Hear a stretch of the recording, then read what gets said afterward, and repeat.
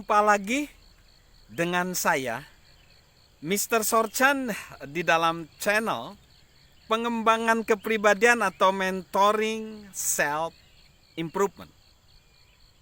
Konteks besar kita adalah bagaimana kita membangun kepribadian kita, keberhasilan kehidupan kita, bukan hanya pada satu unsur, yaitu talenta. Harus bertalenta plus atau harus lebih dari sekedar talenta.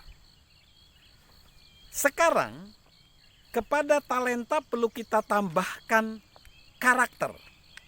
Karena karakter melindungi talenta.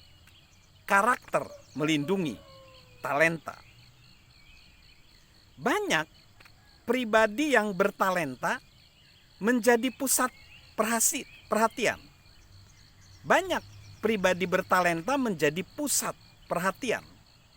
Tetapi mereka yang lalai membangun karakter yang kuat jarang bisa bertahan.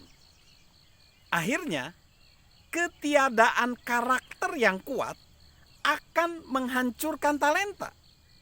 Mengapa demikian? Karena orang tidak mampu mendaki melebihi batasan-batasan karakternya. Pribadi bertalenta kadang tergoda mengambil jalan pintas. Karakter mencegah itu terjadi.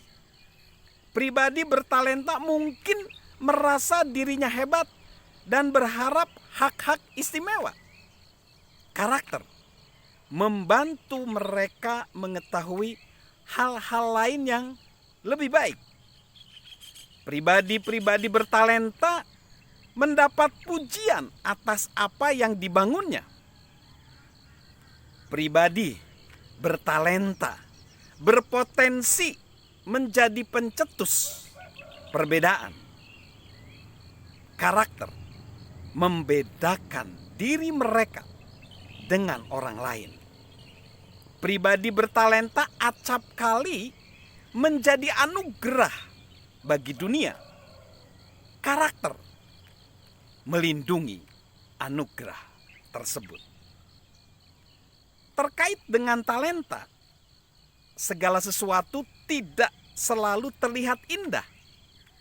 Kadang, apa yang nampak sebagai kesuksesan besar ternyata bukan kesuksesan. Dan seiring waktu, kebenaran akan terungkap. Itulah yang menimpa seorang sosok ilmuwan dari Korea Selatan, Dr. Hwang Woo-suk. Dr. Hwang Woo-suk pernah menjadi tokoh-tokoh yang berpengaruh pada tahun 2004 oleh majalah Time. Digambarkan seperti ini oleh majalah Time. Sebagai seorang dokter hewan yang terlatih, Hwang mulai meriset cloning untuk tujuan praktis. Ia ingin menciptakan jenis sapi yang lebih baik lagi. Namun, tugasnya tidak berakhir di halaman kandang ternak. Hwang dan timnya di Seoul National University menjadi periset pertama yang mengkloningkan embrio manusia yang mampu menghasilkan sel induk aktif sehingga mampu menyembuhkan berbagai penyakit suatu saat.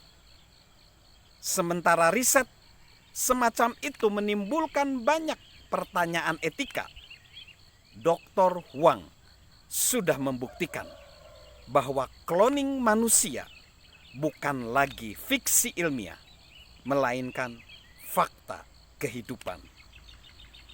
Pernyataan majalah Time adalah pengakuan terkini dalam banyak kehormatan dan pujian yang diterima Hwang lahir dari seorang yang tidak mampu, dibesarkan oleh seorang single parents.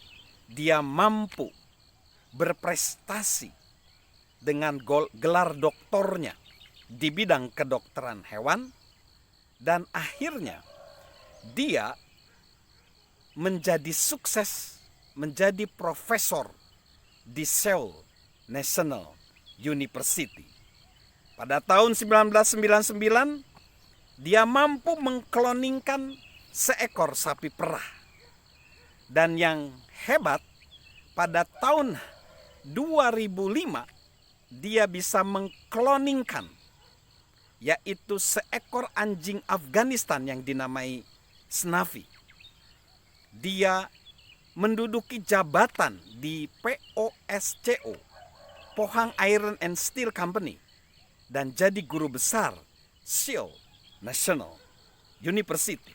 Bahkan dia dijuluki sebagai ilmuwan tertinggi Pride of Korea oleh Kementerian Ilmu Pengetahuan dan Teknologi Korea. Dia akhirnya diberi jutaan US dollar sebagai pendukung finansialnya karena dia adalah ilmuwan yang paling disegani di dunia.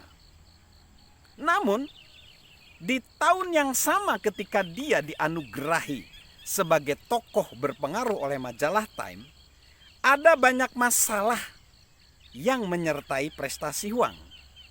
Masalah itu dikeluhkan oleh ilmuwan lain, dan dia kedapatan melakukan pelanggaran kode etik, yaitu kolega dari Dr. Kwang, Roh Sung Il, mengakui ia telah mengumpulkan sel telur dari periset juniornya dan membayar beberapa pendonor.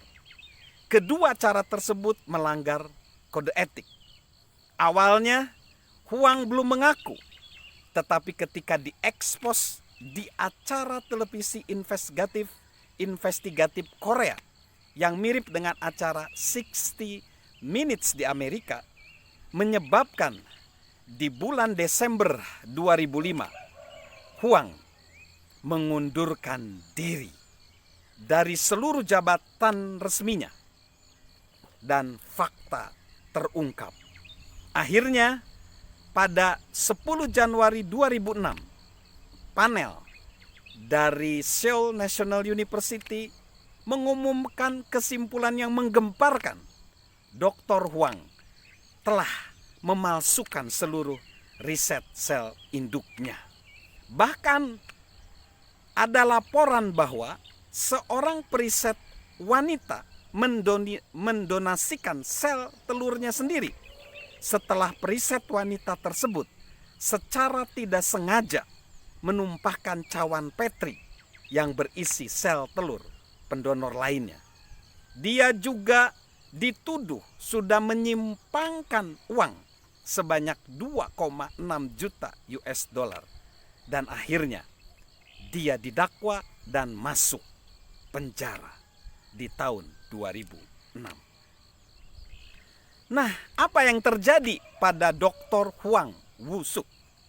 Apakah talentanya membuatnya gagal? Tidak. Huang cukup bertalenta. Karakternya yang membuat ia gagal. Karena lemah, karakternya tidak melindungi talentanya. Dan kini talentanya, terlepas betapa besar talentanya, enggak relevan lagi. Karirnya tragis, berakhir dengan tragis. Nah, apa yang kita petik dari sini? Ini adalah masalah karakter. Manusia mirip gunung es. Ada lebih banyak hal yang tersembunyi daripada yang nampak di permukaan. Ketika kita menatap gunung es, hanya sekitar 15% yang nampak. Itulah talenta. Sisanya karakter tersembunyi di bagian bawah permukaan.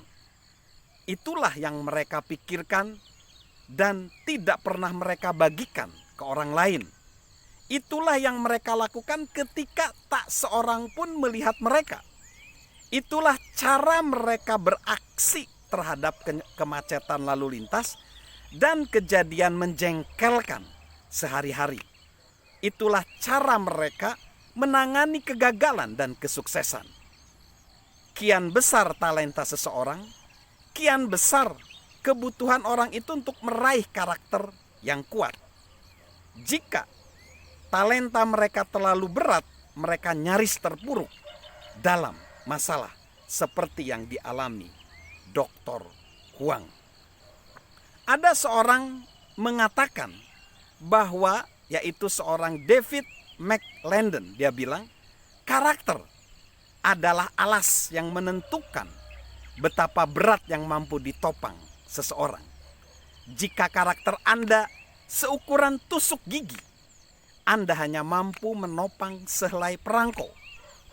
Jika karakter Anda setebal pilar, Anda dapat menopang atap bangunan.